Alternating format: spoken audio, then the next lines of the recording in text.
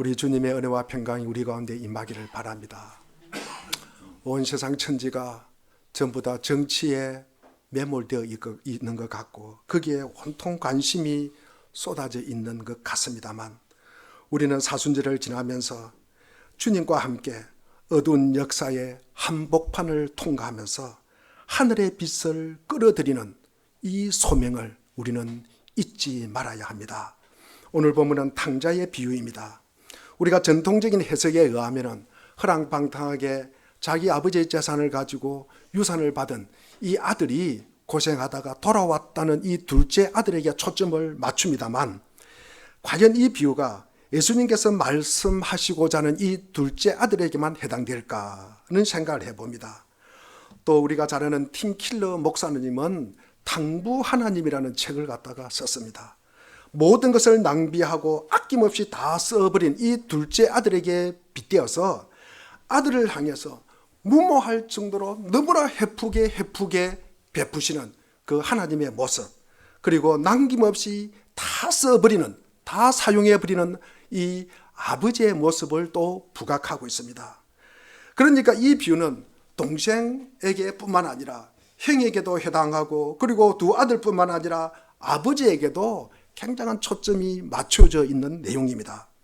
이 비유의 시작이 11절에 나와 있습니다. 어떤 사람에게 두 아들이 있는데, 여러분, 두 아들이 각자 하나님 나라를 나아가는 모습입니다.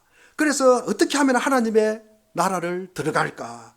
이 비유에서 둘째 아들은 자기 몫의 유산을 아버지에게 요구하고 그리고 그것을 받습니다.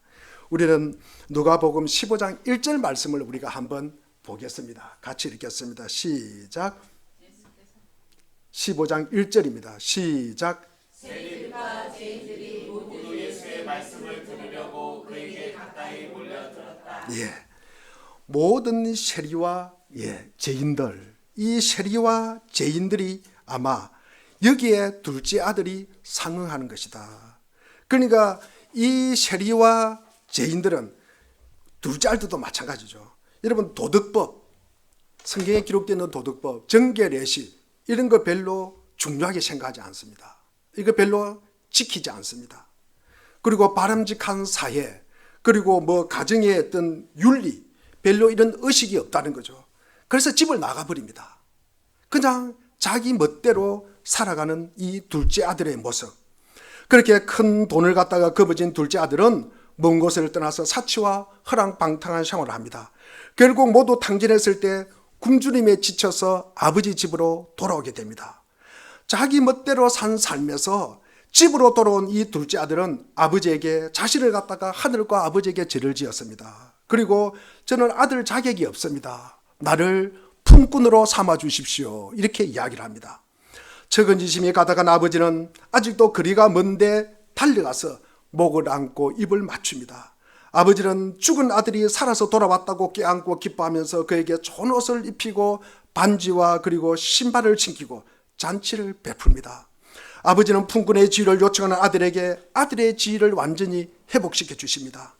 그런데 이 비유 속에서 또 다른 모습의 탕자가 등장을 합니다. 아버지에게 유산을 미리 받아서 집을 떠났던 동생이 모든 것을 탕진하고 염치 없이 집에 돌아왔을 때 아버지는 야단은커녕 살찐 송아지를 잡아다가 잔치를 벌이고 있다는 사실에 대해서 이 사실을 알았던 첫째 아들이 화를 냅니다. 그래서 첫째 아들은 잔치에 참여하기를 거부합니다. 잔치에 참여하는데 들어가지 않습니다.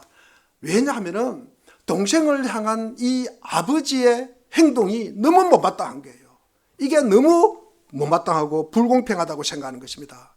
화가 너무나 나서 동생을 동생이라 부르지 않습니다. 그러면서 30절에 보니까 이 아들이라 그래요. 정확하게는 당신의 아들이라는 거죠. 나와 상관없는 당신의 아들. 첫째 아들의 불만은 자신은 아버지를 위해서 오랫동안 일했고 그리고 아버지의 명령을 한 번도 어긴 일이 없는데 그에 대한 정당한 대가를 받지 못했다는 거예요. 아버지는 참 불공평한 분이시다. 아버지는 동생을 참 편해야 한다. 이런 불공평은 우리는 창세기 4장에서 가인과 아벨의 이야기에서 우리는 들었습니다.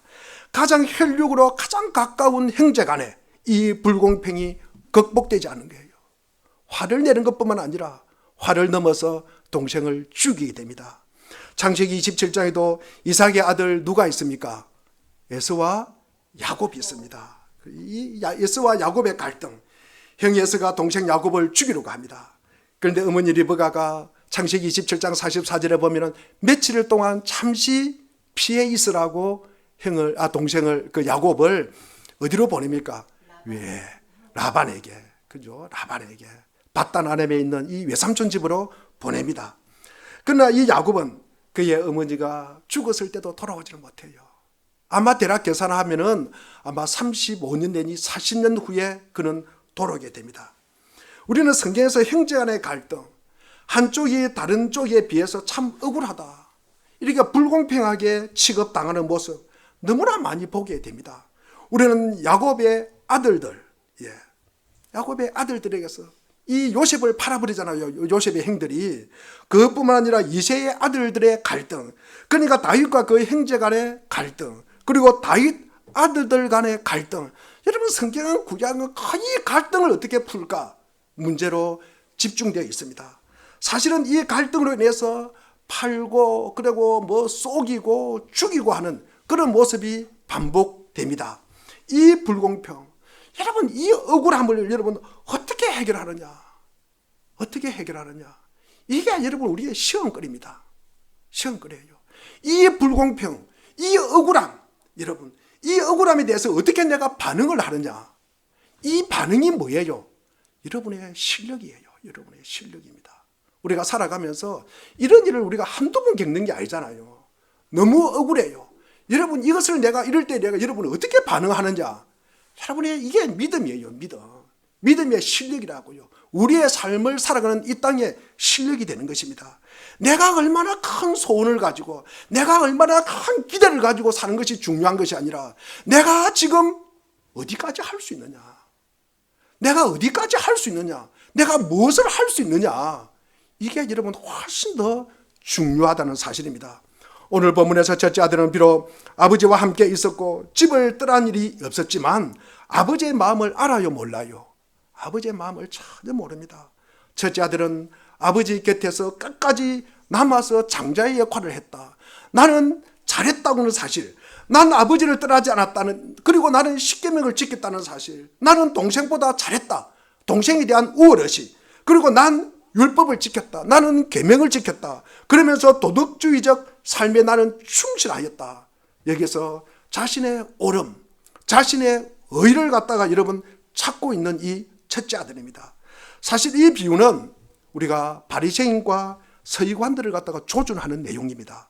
그러므로 바리새인과 서기관들이, 세리나 죄인들이 회개할 때 여러분 그들은 기뻐하지 않습니다. 여러분, 첫째 아들은요, 죽었다가 다시 살아났다, 잃었다가 다시 얻은 이 동생의 돌아옴, 동생의 귀환을 여러분 좋아해요, 싫어해요? 별로 좋아하지 않습니다. 좋아한다는 내용이 없어요. 좋아한다는 내용이 없습니다. 여러분, 이렇게 첫째 아들은 자비와 긍휼이 전혀 없고 외행적인 그냥 종교 행사만 자랑하는 이 바리새인과 서기관을 상징하는 인물이 됩니다. 나 교회 왔어, 나 주일을 성수했어, 나 11조 냈어, 나 성교헌금 냈어, 여러분 나 십계명 지켰어, 나 부모 공경했어, 나 금식하고 나 기도했어. 여러분, 이것이 여러분, 제가 지난번에도 한번 말씀을 드렸지만도 이것이 열매가 아니라고 제가 말씀을 드렸습니다. 그것이 우리가 영생을 얻는데, 우리가 하나님 나라 가는데 이게 필요 충분한 조건일까? 아마 첫째 아들은 그것이 필요하고 충분한 조건이라고 아마 여겼을 것입니다. 우리는 누가복음 18장을 잘 압니다. 우리 22절 한번 읽어보겠습니다. 22절입니다. 자, 같이 읽겠습니다. 시작. 예수께서 이 말을 들으시고 그에게 말씀하셨다. 내게는 아직도 한 가지 부족한 것이 있다. 내가 가진 것을 다 팔아서 가난한 사람들에게 나누어 주어라. 그래야면 네가 하늘에서 부활을 차지하게 될 것이다. 그리고 와서 나를 따라라. 이야기를 부자 청년은 근심하여 어떻게 돌아갔다라고 얘기했습니다. 여러분, 자기 것을 내려놓지 못하는 거예요. 그러니까 주님보다 더 소중하고 주님보다 귀한 것이 그는 더 많이 있었다는 것입니다. 그것이 재산일 수도 있고 자식일 수도 있고, 여러분 하나님보다 귀한 것이 너무 많이 있었다는 거죠. 그러니까 주님이 그 부자 청년에게 들어갈 수 있어요, 없어요?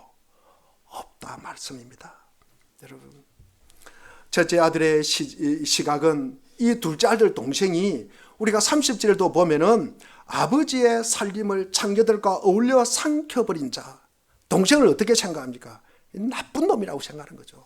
이게 구제불능이다. 구제불능이다. 전혀 집안에 도움이 되지 않는 놈이다. 예. 하지만 아버지의 시각은 무엇입니까? 죽었다가 살아났다. 여러분, 잃었다가 얻은 아들로 생각을 합니다. 여러분, 천지 차이가 나는 거죠. 여러분, 둘째 아들은 아버지를 떠나서 무책임하게 재산을 갖다가 탕진함으로써 탕자가 되었지만, 첫째 아들은 아버지와 함께 집에 있었지만 아버지의 마음을 전혀 이해하지 못하는 원망하고 불평함으로써 아버지의 사랑, 이 아버지의 은혜를 갖다가 낭비했다. 이걸 아버지가 모르는 거예요. 그러니까 마음이 아버지와 전혀 멀어진 상태, 동일한 공간에 있지만 마음은 각각이라는 말씀입니다. 여기서 이 첫째와 두 아들의 공통점이 뭘까요? 첫째와 둘째의 공통점이 뭐겠습니까? 자기의 뜻을 관철시키고자 하는 마음이 똑같습니다. 여러분, 둘 다 자기의 삶에 아버지는 있어요, 없어요? 없어요. 여러분, 아버지의 마음 알아요, 몰라요? 몰라요. 아버지의 사랑 알아요, 몰라요? 몰라요. 여러분, 아버지의 권위 인정해요, 안 해요? 안 해요. 결국 둘 다 아버지의 마음에서 멀리 떠나버린, 잃어버린 아들 탕자였다는 말씀입니다. 예수님께서는 이 비유를 통해서 무엇을 말씀하려고 하시는 것일까? 두 아들 중 누구도 아버지의 사랑을 알지를 못합니다. 둘 다 아버지를 이용해서 자신의 이기적인 목표를 이루려고 했을 뿐이지, 정말 나를 사랑하고 우리를 사랑하시는 이 아버지의 사랑을 알고 깨닫고 즐거워하면서 아버지를 위해서 섬긴 게 아니라는 말씀입니다. 우리는 도덕적으로 잘못을 하나도 범하지 않는 사람 역시 가장 방탕하고 부도덕한 사람 못지않게 영적으로 철저하게 버림받은 상태일 수 있다는 사실을 우리에게 보여주고 있습니다. 첫째 아들 같은 바리새인들의 상태가 더 영적으로 절망적이라는 거죠. 우리는 마태복음 21장 31절에서 세리와 창녀들이 너희보다 먼저 하나님 나라에 들어간다, 못 들어간다? 하나님 나라에 먼저 들어간다고 말씀을 하였습니다. 우리는 당연히 착하게 살아야 됩니다. 여러분, 우리는 선하게 살아야 합니다. 그런데 여러분, 그 동기가 무엇입니까? 우리가 왜 선하게 살고 왜 착하게 살아야 됩니까? 그 동기가 여러분 무엇입니까? 우리는 열심히 신앙생활을 하면서 신실하게 살아야 하는데 왜 그렇게 해야 합니까? 여러분, 왜 그렇게 해야 합니까? 여러분, 주님께서 우리에게 그것을 묻고 있잖아요. 여러분들 오늘 뭐 하려고 여기 와 있냐? 뭐 하려고 여기 와 있냐? 여러분, 우리에게 묻고 있지 않습니까? 여러분 자신의 존재를 증명하기 위해서 이 자리에 앉아 있습니까? 여러분의 믿음을 증명하기 위해서 이 자리에 앉아 있습니까? 여러분의 잘남과 여러분의 특별함, 여러분의 똑똑함, 여러분의 거룩함을 증명하기 위해서 이 자리에 앉아 있습니까? 우리 자신이 죄에 대해서 죽고 육체의 분명한 일에 대해서 우리가 구원을 발견하실지라도 우리의 삶에는 아직도 상당한 정도로 자기 중심적인 삶이 남아 있습니다. 봉사에 있어서도 자기 만족이요, 자기 정력으로 하고요. 고통당할 때도 자기 연민에 빠지고요. 그리고 사람의 칭찬을 쫓아서 자기 추구에 여러분 혈안이 되어 있고요. 시련의 시기에 자기 도취나 자기 판단에 빠져 있고요. 여러분, 다른 사람과의 접촉에서 다른 사람에게는 무디지만도 자기에게는 그렇게 민감하게 여러분 반응을 합니다. 여러분, 상처받을 때에 자기 방어는 여러분 확실하게 하고요. 그리고 종종 삶의 거의 짐이 되게 만드는 자기 염려는 주도 면밀하게 합니다. 이게 모두 자기 중심적인 모습입니다.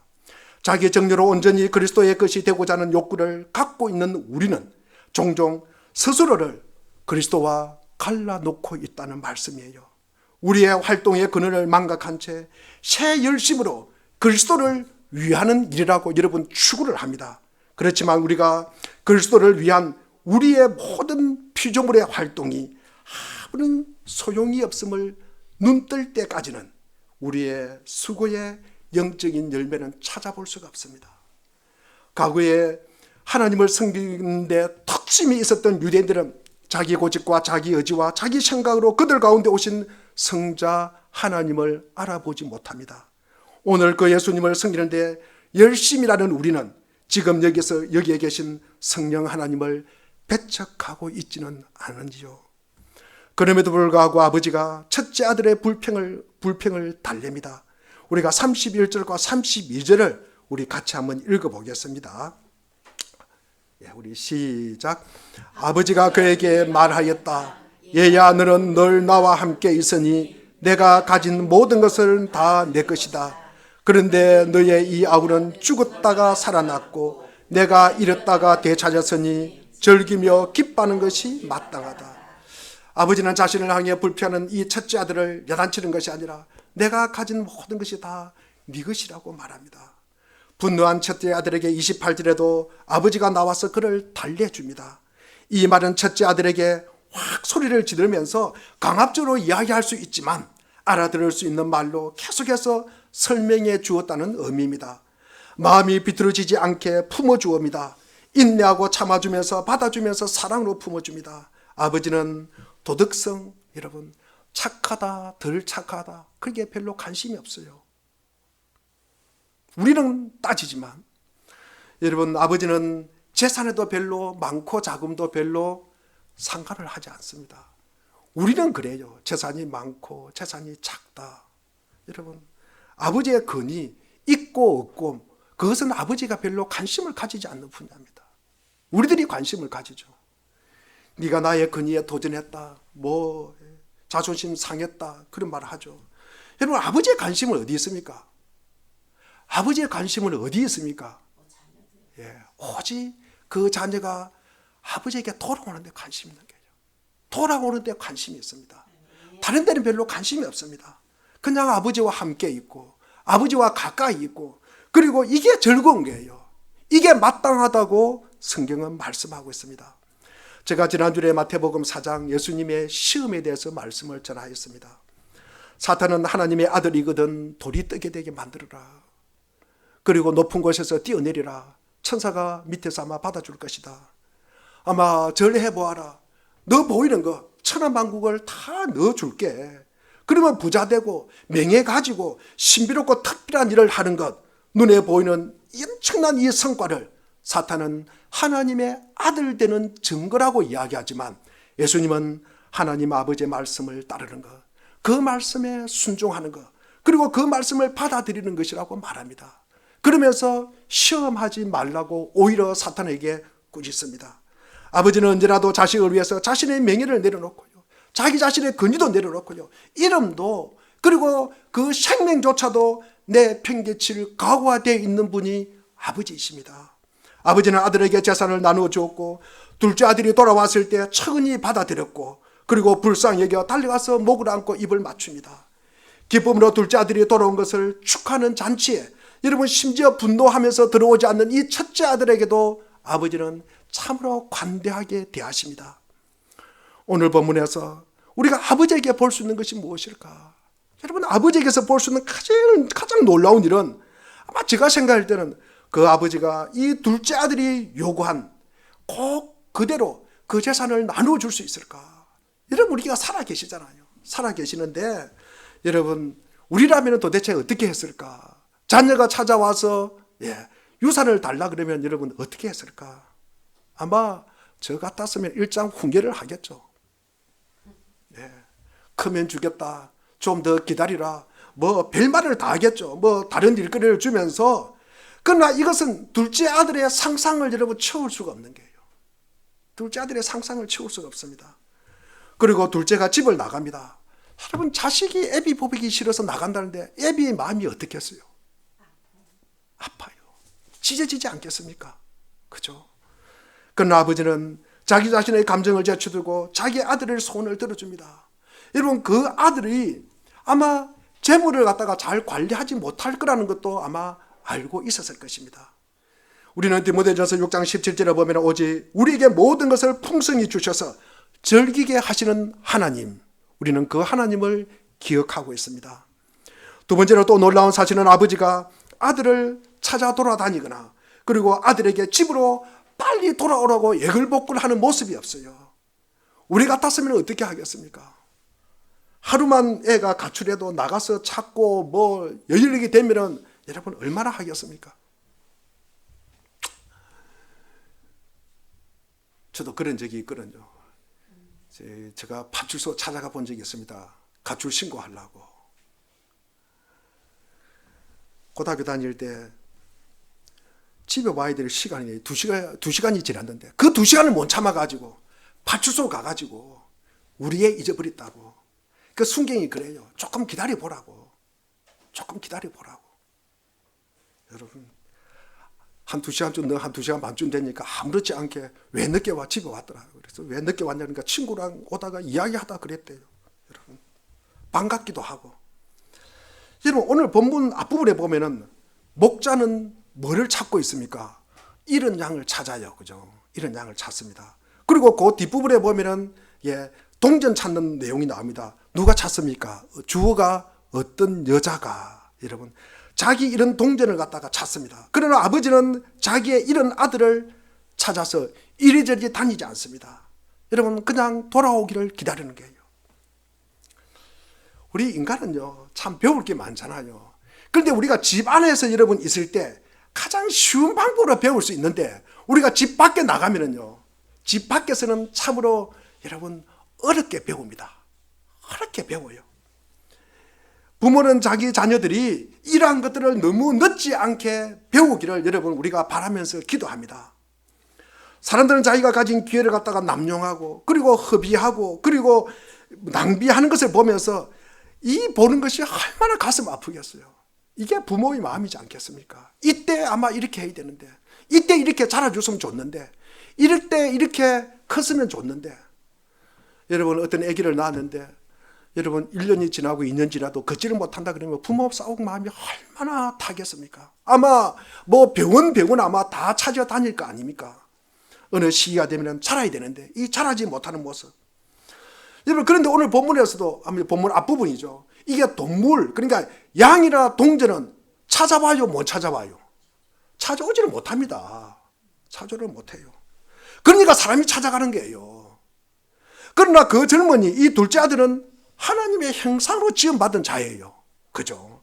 그러니까 그에게 정신이 있어요. 마음도 있어요. 의지도 여러분 있습니다. 그래서 스스로 생각하고 스스로 느껴요.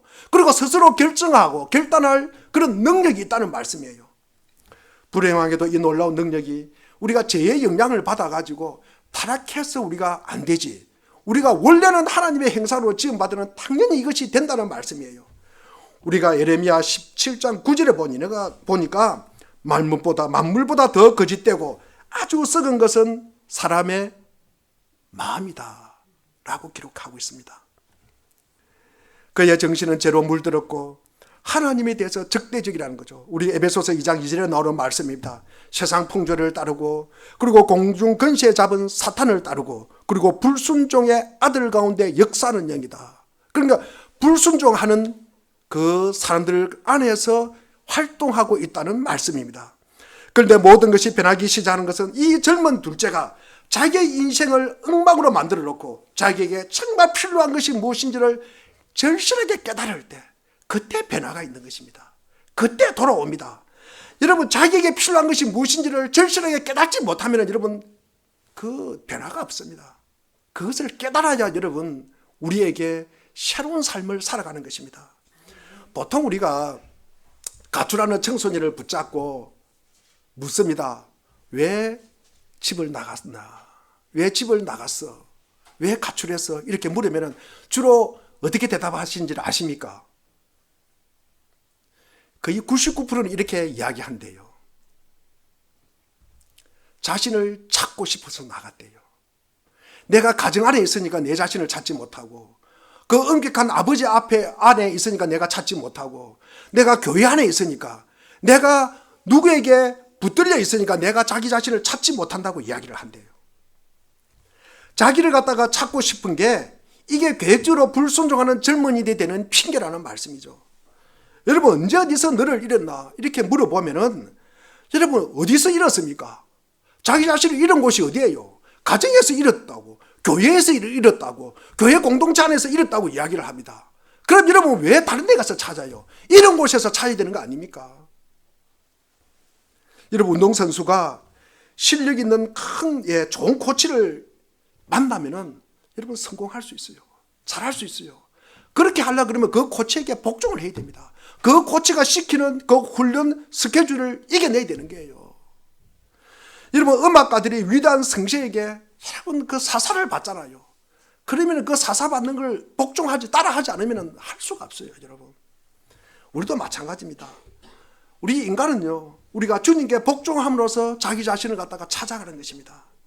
결국 젊은 둘째가 집을 떠나서 멀리 떠나서 찾은 자기 자신이 자기가 찾고 싶었던 바로 그 모습이 아니었음을 발견하게 됩니다. 우리는 자기 자신에게 거짓말하는 방법을 너무나 잘 알고 있습니다. 우리가 가장 잘하는 거짓말이 뭔지 아세요? 실제로는 마음의 변화가 필요한데 자신에게는 환경의 변화가 필요하다고 스스로 납득시키는 것이에요. 유명한 신학자의 말입니다. 장소의 변화는 그 인격의 결점을 극복하지 못한대요. 여러분, 더 나빠진대요. 왜냐하면 낯선 환경과 낯선 분위기에 가면 아는 사람이 없어요. 자기 아는 사람이 없으니까 자기를 쳐다보는 사람이 없어요. 자기의 관심 가질 사람이 없어요. 그러다 보니까 더 자기 마음대로 한다는 거죠. 자기 그대로 그만큼 더 자기 멋대로 한다는 거죠. 그러니까 더 나빠진다고 말씀하고 있습니다.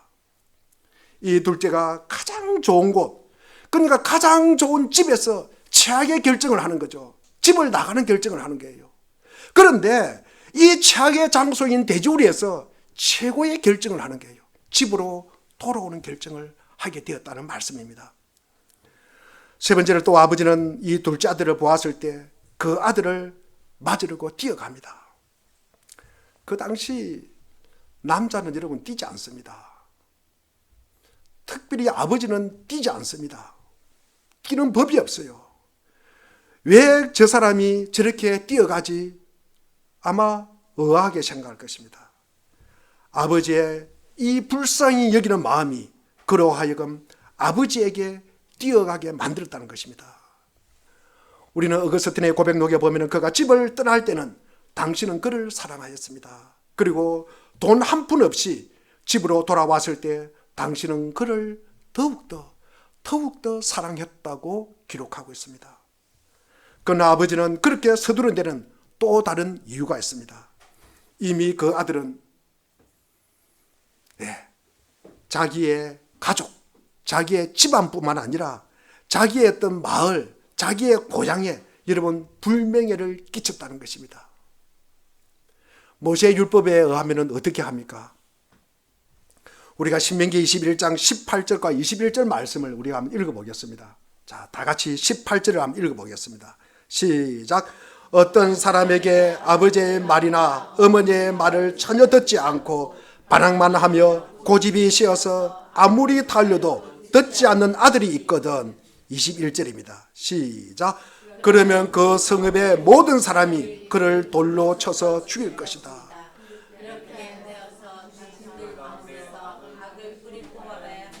네. 아버지가 둘째에게 달려가서 그 아들을 을사하는 것은 아버지는 이웃들에게 어서 내 아들에게 돌을 던져라. 내가 맞을 것이다. 내가 맞을 것이다. 라는 의미입니다. 이것은 우리가 이 모습이 상상이 되는 것은 우리가 갈보리 언덕에서 일어났던 일이 아마 생생하게 기억할 것입니다. 예수님은 아무 죄를 짓지 않았습니다. 그럼에도 그분은 베드로전서 2장 24절에 의하면 친히 나무에 달려 그 몸으로 우리 죄를 담당하셨습니다. 예수님의 몸이 십자가에 달렸습니다. 로마서 5장 8절에 의하면 그러나 우리가 아직 죄인되었을 때 그리스도께서 우리를 위하여 죽으셨습니다. 이라여 하나님께서는 우리들에 대한 자기의 사랑을 실증하셨습니다. 십자가에서 아버지 하나님은 우리에게 달려가셨습니다. 자기 팔로 우리를 을사 안아주셨습니다. 어서 내 아들에게 돌을 던져라. 내가 대신 맞겠다. 고린도후서 5장 19절도 곧 아버지께서 사람들의 죄과를 따지지 않으시고 화해의 말씀을 우리에게 맡겨주심으로써 세상을 그리스도 안에서 자기와 화해하게 하신 것입니다. 화목이라 화해라. 이것이야말로 무엇보다도 이 아들에게 꼭 필요한 것입니다. 왜냐하면 자기 아버지와 교제가 없었기 때문에 인생의 모든 일에 협조가 되지 않았습니다. 그러나 화목은 값싼 것이 아닙니다. 그 값은 오직 예수님만이 지불할 수가 있었던 것입니다. 사랑이 많으신 아버지 하나님은 우리가 마땅히 받아야 할 심판을 우리에게 주지 않으시고 우리가 받을 자격 없는 그것, 모욕과 신발과 반지와 그리고 잔치를 받게 됩니다. 인생을 다시 살 수 있는 새로운 기회를 우리에게 주셨습니다. 얼마나 놀라운 아버지이십니까?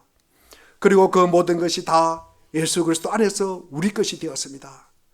은혜와 자비를 받는 유일한 길은 우리가 입을 다물고 하나님께 그리스도 안에서 우리에게 주시는 것을 믿음으로 받는 것입니다.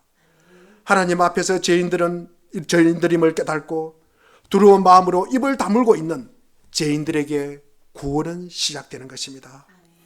여러분, 살아가면서 너무 변명하지 마시고 다른 누구에겐가 책임을 또 전가하지 마시고 그리고 하나님의 계획에 여러분 너무 시비 걸지도 마십시오. 그저 여러분 침묵하라는 말씀입니다. 시편 39편 우리 9절 말씀을 우리가 한번 읽어보겠습니다. 시작. 내가 잠자코 있으면서 입을 열지 않으면 이 모두가 주님께서 하신 일이기 때문입니다. 우리는 우리의 신앙적 성취에 대해서 자랑할 수가 없습니다. 또 우리의 어리석은 행동에 대해서도 변명할 것도 없습니다. 그리고 우리는 네 번째 또 둘째 아들은 자기 모습 그대로 집으로 돌아왔어요. 여러분, 돈 한 푼 없고 배가 꼬르륵 소리 나고 아무 가치가 없으면서 어찌할 수 없고 희망도 없습니다. 그래도 아버지는 받아주었다는 말씀이에요. 여러분, 받아주지 않으면 누군가가 손짝질을 할까? 여러분, 누구의 자식이 여러분 저렇게 됐다고 여러분 손가락질을 할까 싶어서 아버지의 명예에 여러분 금이 갈까 싶어서 그랬을까요? 받아주지 않으면 안 되는 이유가 있어서 그랬을까요? 그렇지 않습니다. 그렇게 아버지는 하고 싶었기 때문입니다. 이게 아버지의 마음입니다. 그렇게 기다렸기 때문입니다. 있는 모습 그대로 돌아와도 아무 조건 달지 않습니다. 아무 조건 없이 가족의 일원으로 받아줍니다. 우리는 요한복음 1장 12절 말씀이 기억납니다. 영접하는 자, 곧 그 이름을 믿는 자에게는 하나님의 자녀가 되는 권세를 주셨다고. 결국 탕자의 비유가 보여주는 이 아버지의 사랑은 바로 먼저 사랑하시는 아버지이십니다. 아버지는 둘째 아들이 먼 곳에 오고 있을 때 그를 보고 집에서 기다리는 것이 아니라 먼저 달려나가서 그를 맞이합니다. 아버지는 그 아들이 어디서 무엇을 했는지 묻지 않습니다. 그저 건강한 모습으로 건강한 몸으로 돌아온 것만으로도 충분히 기쁘고 기뻐합니다. 또 큰 아들이 불평하고 있을 때도 아버지는 큰 아들이 집 안으로 들어오는 것을 여러분 기다리는 것이 아니라 밖으로 나와서 그를 갖다가 달래고 잔치에 함께 들어가자고 초대합니다. 이처럼 하나님은 늘 먼저 우리에게 다가오시고 우리를 먼저 용서해 주시고 우리를 먼저 사랑해 주시고 우리를 늘 먼저 품어주시는 분이십니다. 또 아버지의 사랑은 우리 모두를 골고루 다 사랑하시는 하나님이십니다. 누구에게 불공평하게 대하거나 누구를 편애하는 경우도 없습니다. 아버지는 탕자가 되어 돌아오는 이 둘째 아들을 용서하고 환영하고 그를 회복시킴으로써 자신의 사랑을 보여주었다면 첫째 아들에게도 그의 원망과 불평을 야단치지 않고 말없이 들어주고 달래주는 모습으로 아버지의 사랑을 드러냅니다. 삶을 회복하는 데 핵심적인 열쇠는 하늘 아버지의 관대함입니다. 삶을 상실한 자가 이 관대함으로 말미암아 다시 삶을 회복할 수 있기 때문입니다. 요한복음 14장 6절에 보니 그래서 예수께서 그에게 말씀하셨다. 나는 길이요 진리요 생명이다. 나를 그치지 않고는 아무도 아버지께로 갈 사람이 있다 없다? 없다. 이 아들은 길을 잃었습니다. 길을 잃었습니다. 그러나 예수님이 곧 아버지께로 가는 길이었습니다. 이 아들은 참 무지하였습니다. 모르는 게 많았습니다. 그러나 예수님은 아버지에 대한 진리가 되어주셨습니다. 이 아들은 죽었습니다. 그러나 예수님은 아버지로부터 온 생명을 얻게 되었습니다. 예수님은 이 두 아들에게 필요로 하는 모든 것을 가지고 계시는 분이십니다. 그리고 우리도 아버지께로 가고 싶다면 꼭 필요한 모든 것은 예수님 뿐이십니다. 그 예수님과 함께 할 때, 그 예수님과 함께 십자가에 못 박혔을 때 나는 더 이상 내가 아니고 더 이상 나 혼자 있는 개별적인 존재가 아니라 그리스도와 함께 연합한 자가 되는 것입니다. 그러므로 살아계신 그리스도께서 나를 통해서 움직이실 것이고 그리스도는 그의 기뻐하는 뜻을 내 안에서 이루어 내실 것입니다. 그 길만이 즐거워하고 기뻐하는 길이기 때문입니다.